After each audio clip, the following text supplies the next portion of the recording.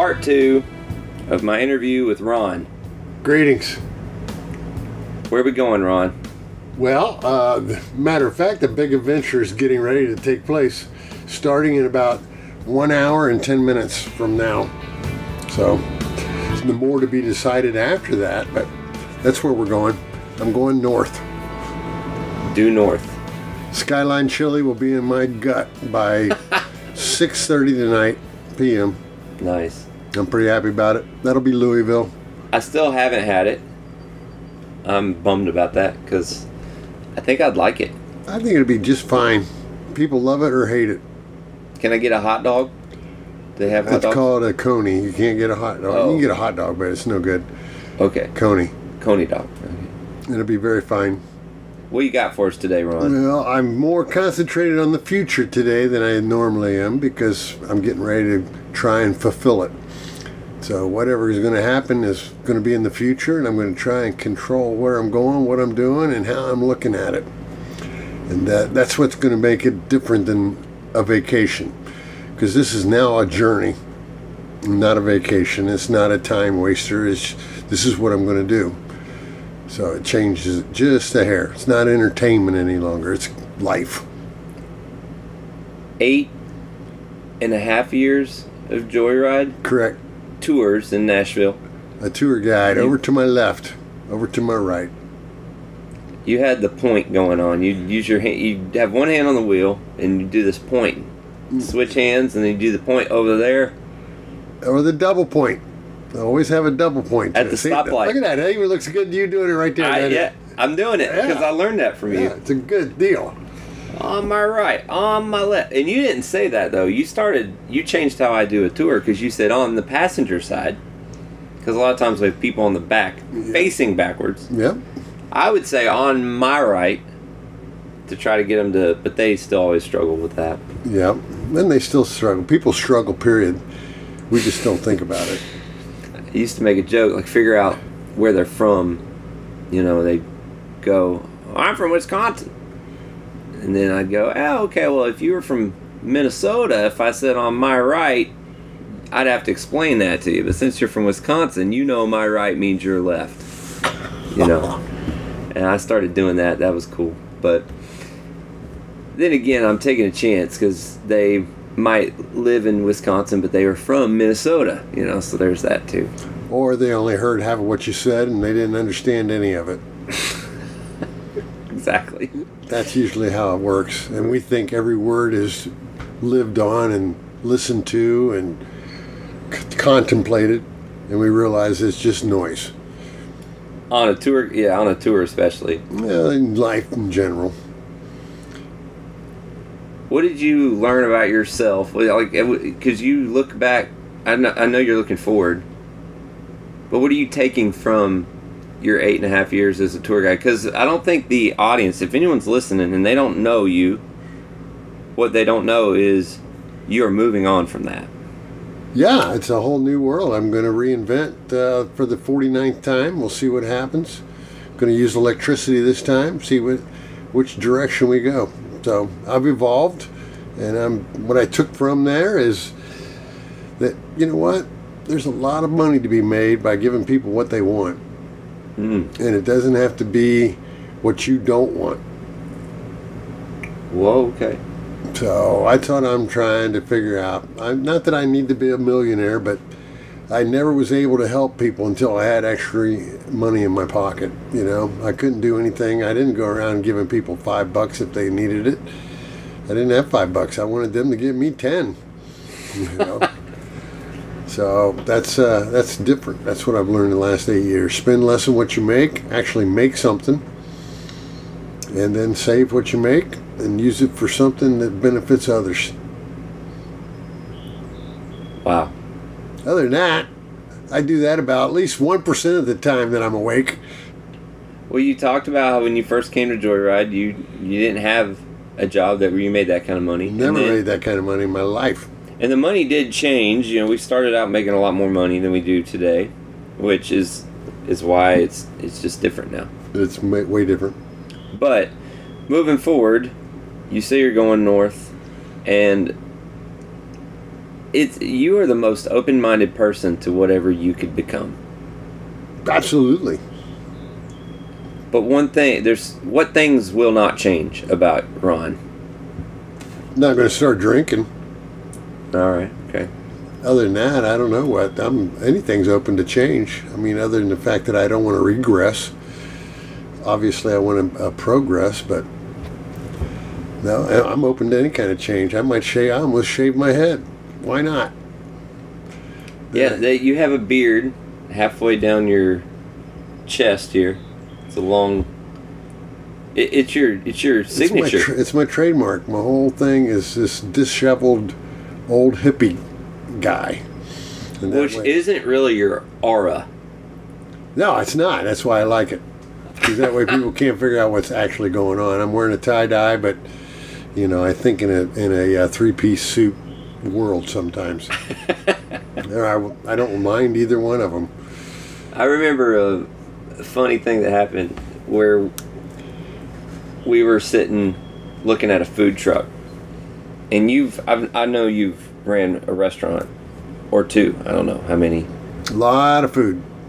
So I was griping about the food truck experience, and I said, you could run that food truck, Ron. And I was serious, like, that could be a real thing for you. You could be running a food truck. And you said, I could be president of the United States. I'm not looking at food trucks. Well, I thought that was great. The thing of it is, you got to have passion for whatever you do. And that's why I change jobs, because once the passion runs out, then I run out too. What are you passionate about now? I don't really know, and that's the biggest part of it all right now. That's why I'm sitting here talking, because it forces me to actually go, I don't know, because I'm not really passionate about anything. I'm passionate about the Lord and the fact that this country needs to look more towards the Lord, because that's why we became the greatest country in the world. It was because of that.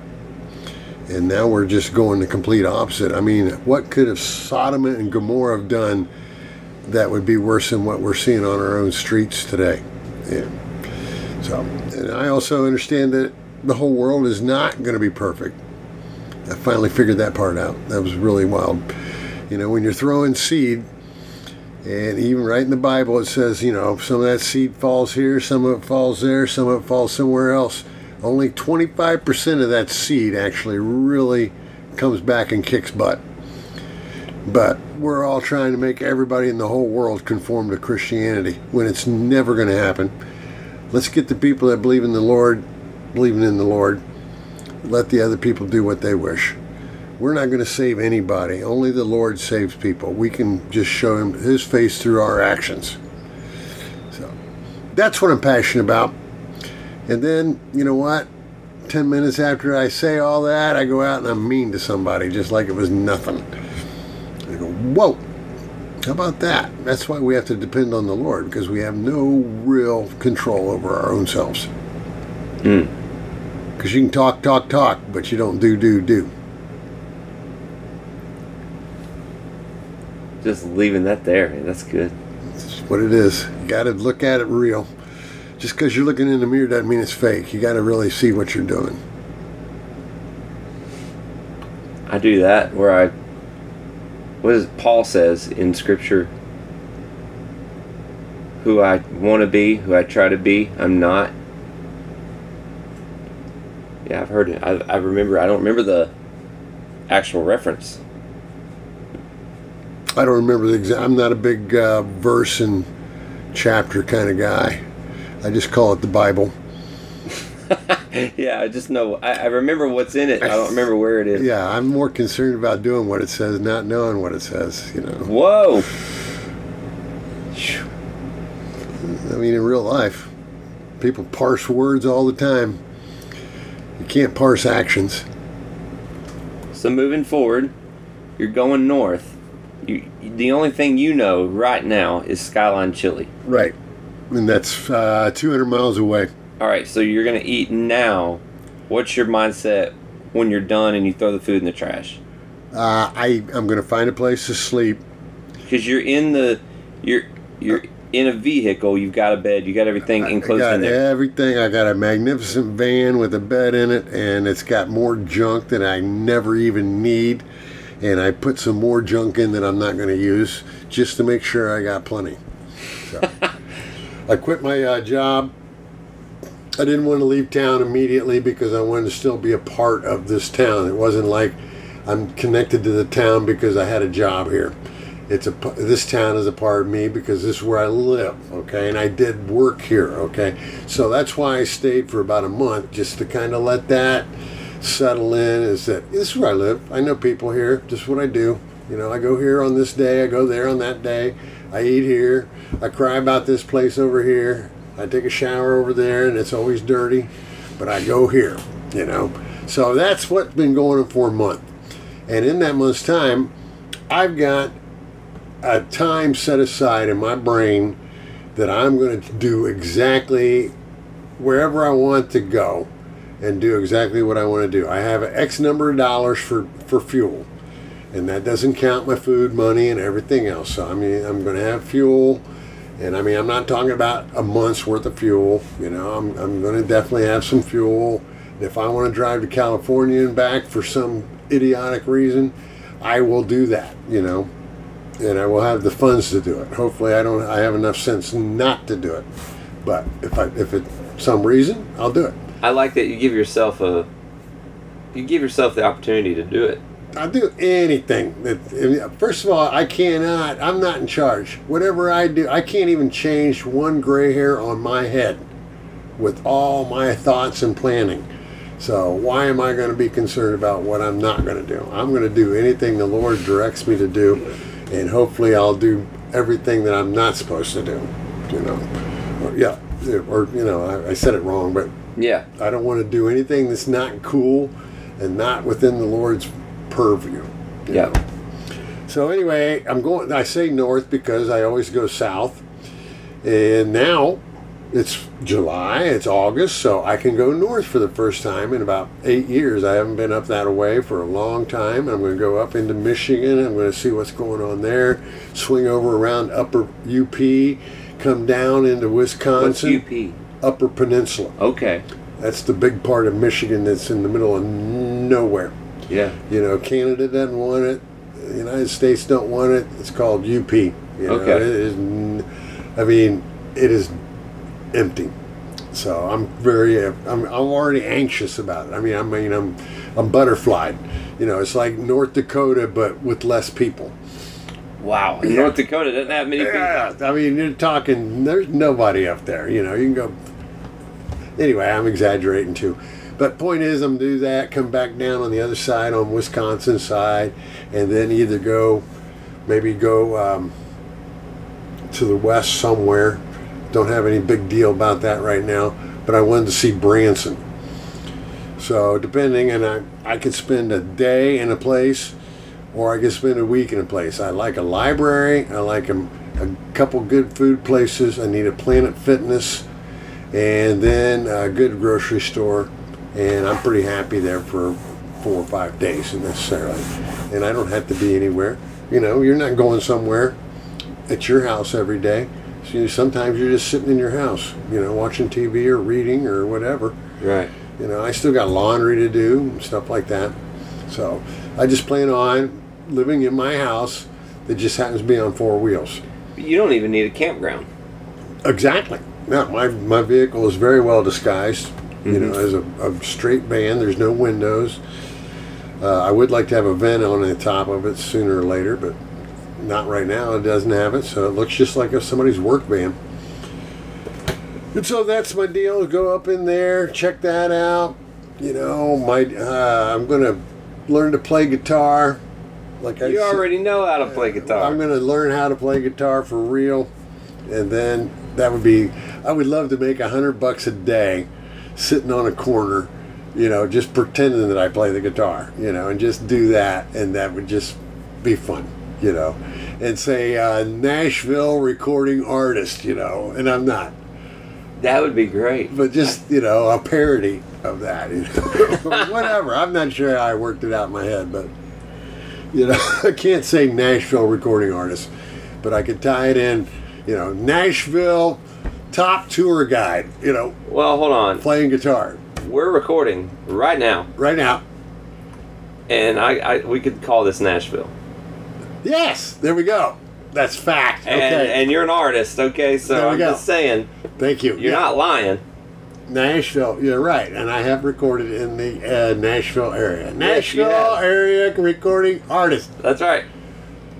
So, anyway, who knows what I could run into? It'd be nice to just be able to help somebody somewhere, somehow. That'd be kind of cool. But we live in a world that I see somebody with a flat tire, I'm thinking they flattened it on purpose just to trap me to pull them over, and then the bad guys run out of the bushes, Is that really a thing, or is that just too much TV, I don't know. People do things bad.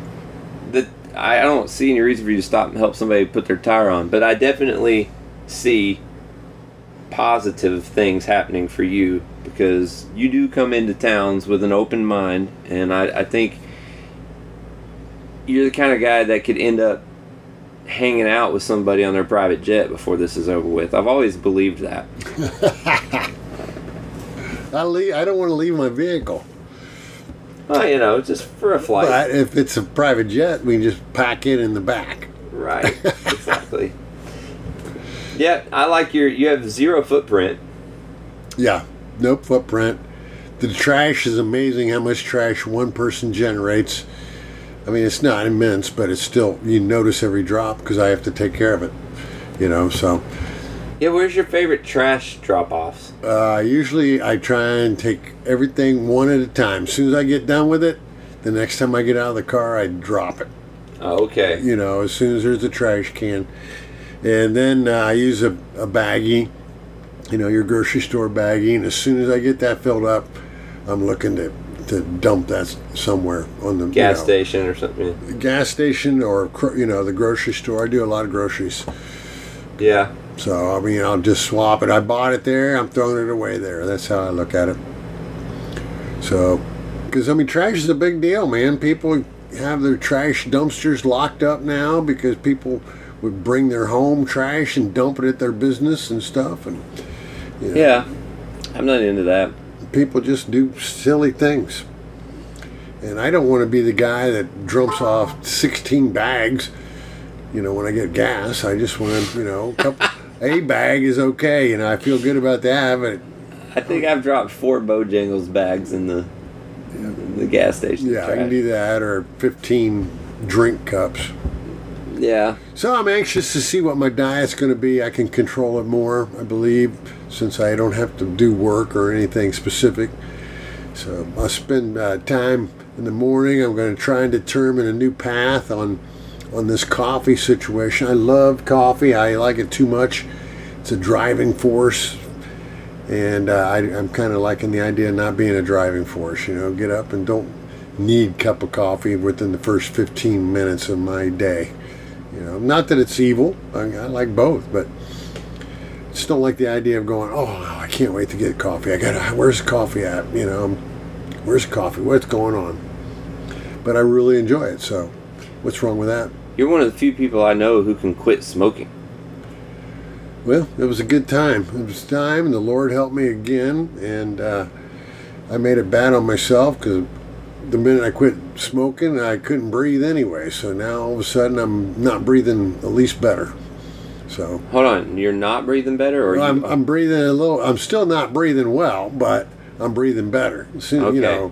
Smoking is a detriment. It's like if you keep hitting yourself on the finger with a hammer and it hurts, you keep doing it. You're going, why am I doing that? That makes no sense. Smoking cigarettes was not helping me at all.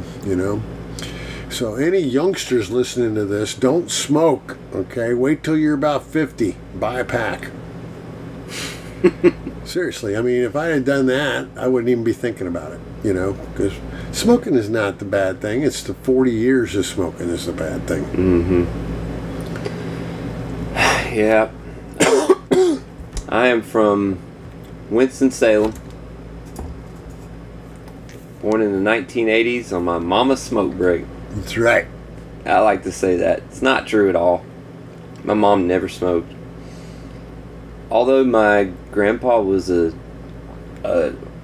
what he would call a backer, chewed tobacco, and he'd spit it in the cup.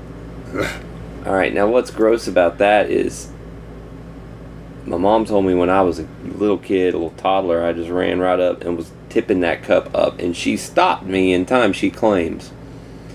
Isn't that bad? Yeah. So, Paw Pope is leaving this cup of spit around. Open cup, not just with the lid. At least nowadays they do the Dr. Pepper lid or the cup bottle, but that's just a nasty, nasty habits.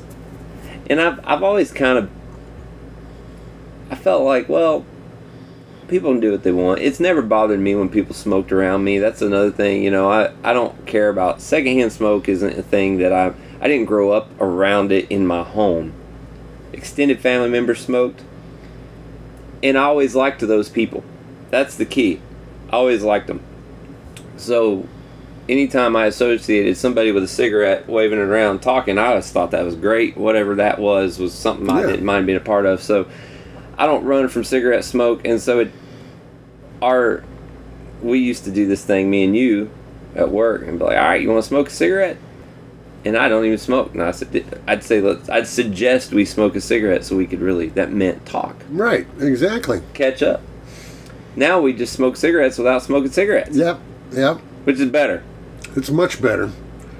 Because, hey, I smoked, I like smoking, I still like smoking, I'm not smoking. That's just how it is. No big deal. That's the thing. That's what I look at, and I go, like, there's things I like, and I still do them, whatever it is, chocolate milk, pizza, sweet tea, Coca-Cola. I don't do them all the time, but I like doing them.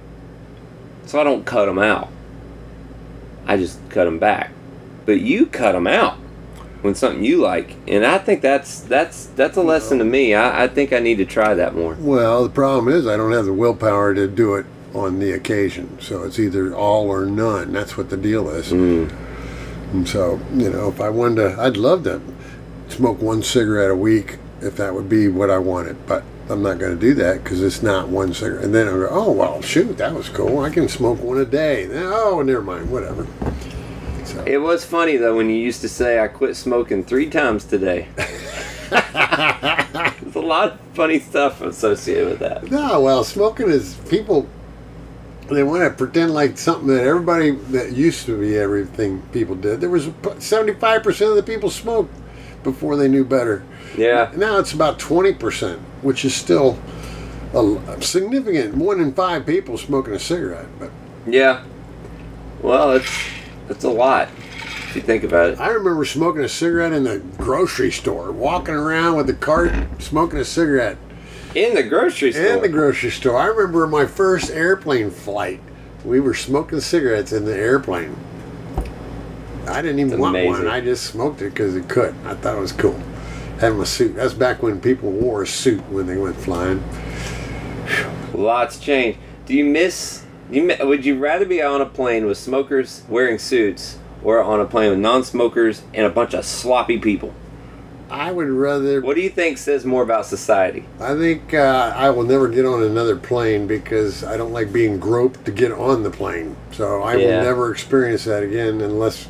I never say never, but I'm the guy that gets groped. They seem to think I got an atomic bomb in my pants. I'm the one that always gets frisked. And that is true. I've seen that happen. Because the one that's time... That's right. Yeah. We're eating the taco, and I'm telling you, I'm fixing to go to Montana and pick up this truck and camper that Music Ranch, Montana asked me if I wanted to come get, and of course we worked out a plan. So I bought a ticket, and I think, did I offer it? Did I say, are you interested in coming with me? I think I asked you. Yeah, no, you brought it up. Yeah, I brought up. You said, hey, I'm going to Montana. You want to go? Or yeah, and it was like, but you'd have to buy your own, or I could buy a flight for you. I remember holding up the Expedia app. I said, I can buy your flight right now. There's one seat available right here, and it's $220 or whatever it was. I no sooner had that out of my mouth. You had $220. You went like that on the table with the cash before I even finished the sentence. Correct. It was the funniest moment. And so I took the cash, made the purchase, and we Ubered to the airport from the office there, Joyride, and I saw the whole TSA people get all in your business. Yeah, at 6 a.m. in the morning or earlier than that. Yeah, and then we got on the plane. That was fun. We went to, was it Minneapolis or Denver? You remember? No, I think it was Minneapolis, and then we landed in Montana and we got picked up and we drove over there, and then we got in that truck. And that's another funny story because we're coming back, and I think I slept in the camper on the way back. We'd pull over, and you slept in the truck. Yeah. And that was the first time I figured out, oh, he likes the truck better than the camper. Yeah. And that was news to me. That was very interesting. Yeah, I'm just an intense loner sometimes, you know, and that the van or the truck offered everything I needed, and it was comfortable to boot, you know. Yeah, and I understand the loner thing because I feel that pretty strongly. I mean, sometimes I'll play a gig and have something else maybe 2 hours later, and instead of hanging out with the people till the next thing, I'd rather go into my car Right. for that whole time and then come back out for the show or for the job. Yep. When you turn it on, it's on, but you don't need it on all the time. Can't be on. Yeah, so then turn it on. Yeah. No, I understand that. Yep. I'm big on that. You know, if I'm doing it, I'm engaged, but I'm not ever half engaged. You know, I'm either not engaged or I'm engaged. I don't like half. And you're not engaged. That's for sure. No, I'm definitely not. Definitely not. That'd be another thing too. Hey, it could happen. Come back married, you know. Oh well, I just happened to ran into the only woman with teeth up in the Upper Peninsula. Upper Peninsula. She says I'll leave you alone most of the time. You never know. It is a 4x4. Wow. What do they call that? Not a 4. 4-wheel drive. Well, the thing you drive around, a side by side. Oh, those things. Yeah. Mule. Some people call them mules. Then I go, well, I don't like to be outside. If I can go outside, I just look at the internet. It tells me all I need to know about outside. How do you feel about eating outside? Pretty slim. I don't like eating outside. I don't see the point in sitting out there like a picnic. If I invite you on a picnic, are you coming? Yeah, I'll sit in the car and eat it, and then I'll get out of the car. No, but it's in a picnic. I made the food. You come to the blanket with the family. Yeah. You're gonna sit in the ground and eat the sandwiches we made? Not usually, no. I'm not either. I don't need any of that. I'll eat before I get there. Hey, I'll meet you over there. I'll eat before I get there. You just take care of you. Okay. Thank you. Yeah. I don't need This is why I love you. I don't like, no. Okay. I don't eat people bringing you food. What about that? I only eat when I want to, not when you want me to. I made you a casserole, Ron. You know. I will throw it away after you leave. Pretty much. See, you 8 out of 10 times. 8 out of 10 times I will not eat. I will not be forced to eat what I don't choose or want. Okay? I never say never, but. No, I like that. That's. No, I've had many people go, oh, Ron, hey, I made you a plate for Christmas Day. Here you go. Have a nice plate of food.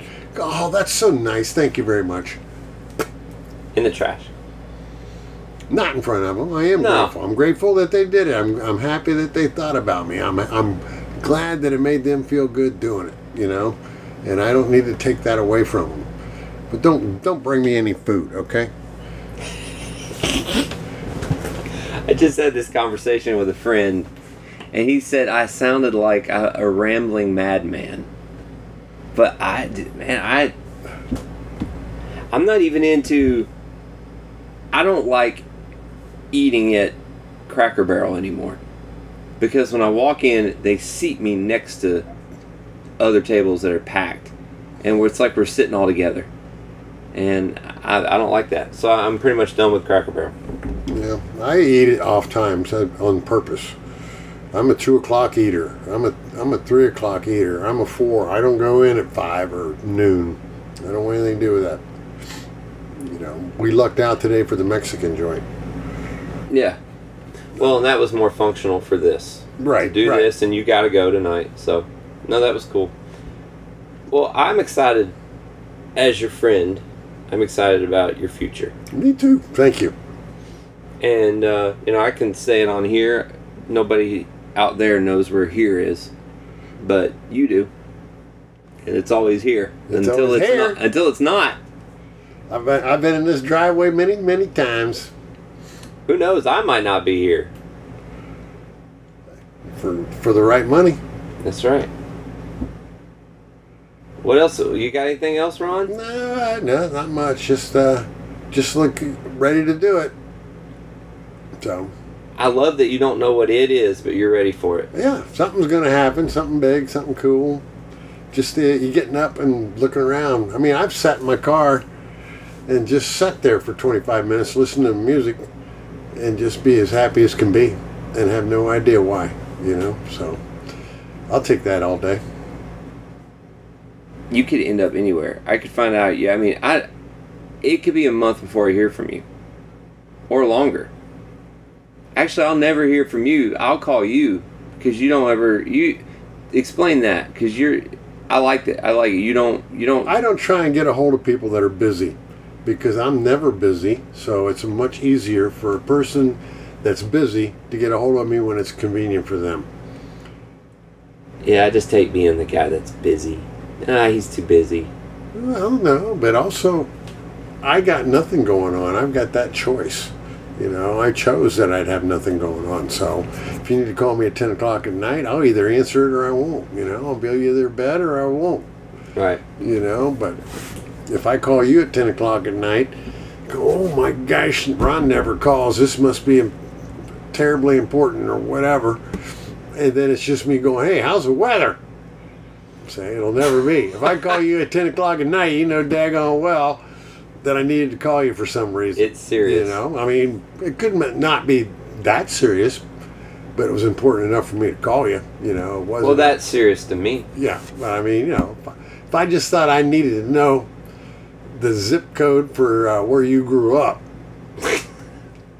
and I thought I needed to know it at 10 o'clock at night, I don't know. I mean, I'd probably call you if I thought I needed to know. I think there's people I know that will spontaneously call for reasons like that they get in the category of I can't answer that, and then I don't want to talk because I don't know what am I getting into if I answer this, and they don't know that they're that person, but you do. I learned a long time ago I'm in control of everything that comes out of my mouth, and if I go the direction that I don't want to be gone, that was my fault. You know, guy, I was at a show the other day, a nice live band performance, and the guy behind me, he was getting animated. He was having a great time. He was clapping and dancing and jumping and having a great old time, not bothering me at all. I was happy for him. And then towards the end of the show, he stands up, comes and reaches over with his body behind my right shoulder, and gets up close to me and says, "Hey, you remember when we all hated Neil Diamond?" Was it Neil Young? It was Neil Diamond. Neil Diamond? Yeah, it was Cracklin' Rose. And I said, no, I always liked Neil Diamond. And he goes, oh, well, anyway, I just want to say hi. It's nice to meet you. And I said, okay, well, you're in my space. I'm not that friendly. And then he went and sat down. You know, I had no problem doing that. I didn't even think it through. I mean, I had zero wanting to interact with that human. Yeah. There was nothing that I could gain by interacting with that human. And there was nothing I could do to help him by interacting with him. I helped him more that day than any other human on the planet by letting him know that everybody in the world doesn't care that he is around, you know. And sometimes that self-awareness needs to be brought to your attention, and I feel good about it. I have no qualms. So, one thing, don't get in my space. Don't bring you food. Don't bring me food. Don't get in your space. Yeah, don't tell me how I'm supposed to feel. Right. Other than that, you do you. That's my favorite. I can't think of a better way to end it. Thanks for sitting down with me, Ron. No, thanks for having me. Later.